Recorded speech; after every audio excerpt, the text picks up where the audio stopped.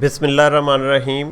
मैं आपको AutoCAD course के सेक्शन 4 में वेलकम करता हूं और अब तक सेक्शन 1, 2, 3 आपने कंप्लीट कर लिए होंगे। सेक्शन 2 के अंदर हमने ड्रा कमांड्स डिस्कस की थी और सेक्शन 3 के अंदर हमने मॉडिफाई कमांड्स जो हैं वो सारी डिस्कस की थी। अब सेक्शन 4 के अंदर हम लोग ड्राइंग मैनेजमेंट के हवाले से हमारे पास जो अवेलेबल कमांड्स हैं, जो अवेलेबल टूल्स हैं, उसको हम डिस्कस करेंगे। तो मैं आपको कंप्यूटर स्क्रीन की तरफ लेके चलता हूं और देखते हैं कि उसके अंदर हम क्या क्या चीज़ें डिस्कस करेंगे।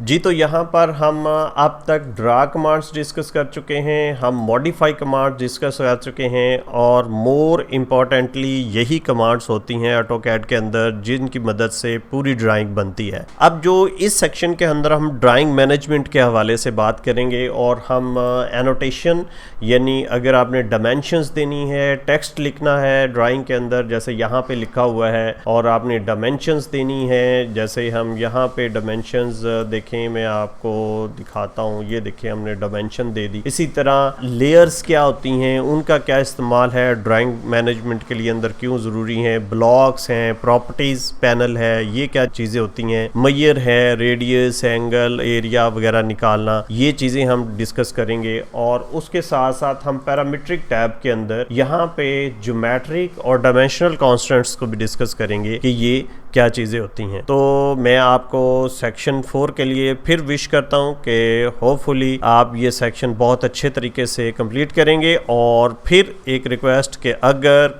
किसी किस्म का कोई क्वेश्चन हो तो आप कमेंट्स के अंदर ज़रूर डालें। I will response you within no time टाइम। Wish you good luck again for this section.